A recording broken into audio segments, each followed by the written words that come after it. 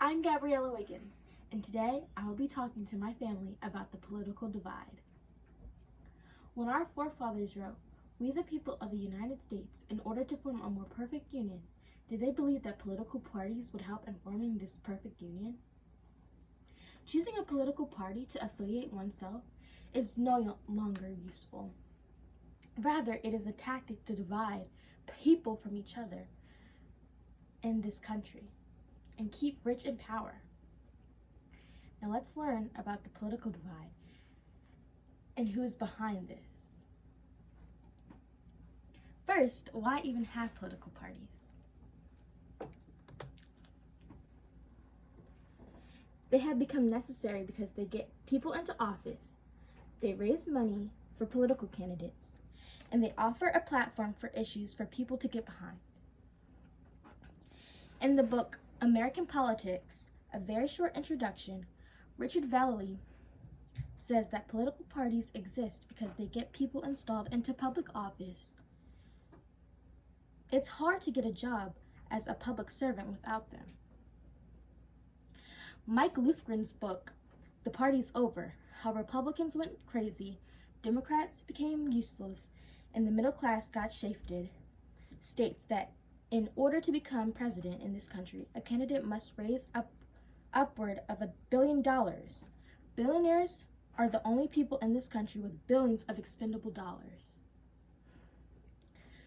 Political parties offer distant policy programs to the public, such as which party is the one that is against raising taxes, or which one is pro-choice. This makes choosing one party over another easy proposition for the public. You are swayed toward one or the other because your beliefs fit into that one party. So they want you to believe.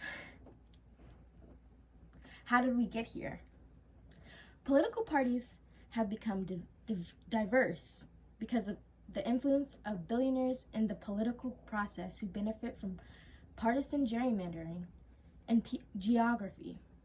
They want to keep their money in their own pockets and out of other people's. Angelique Hardcore discusses the influence of very wealthy Americans on the political process in the book No Billionaire Left Behind, Satirical Activism in America. She argues that billionaires who finance presidential campaigns target candidates that promote their ideologies most closely. They want a candidate that supports keeping wages low in order to keep profits high. Partisan gerrymandering is defined in the book Why Sites Lose: The Deep Roots of Urban-Rural Political Divide by Jonathan Roden. Armed with sophisticated geopathical software and a budget, Republican operatives carefully drew maps and distributed Republicans as efficiently as possible across districts so as to win the maximum number of seats. If Republicans win, their policies will win over those that are pushed by the Democrats.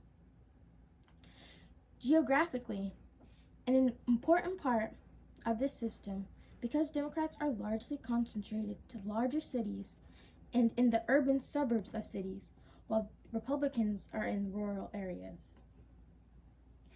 This creates a geographic distribution of partisans that allows Republicans to win seat shares well in excuse of their share of the vote. In essence, Republicans win races that Democrats should be winning. How can we trust this system that creates inequalities like this?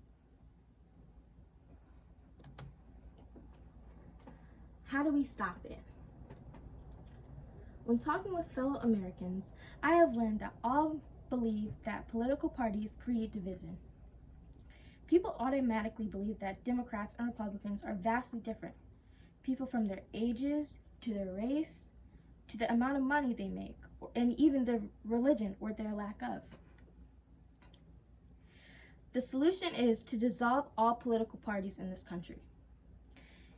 This will force corporations and rich billionaires not to have the ability to side with one party over another in order to enrich themselves. This will ensure that Americans are free to pick their own political candidates, not based on the political party, but their own ideals of who the right candidate is.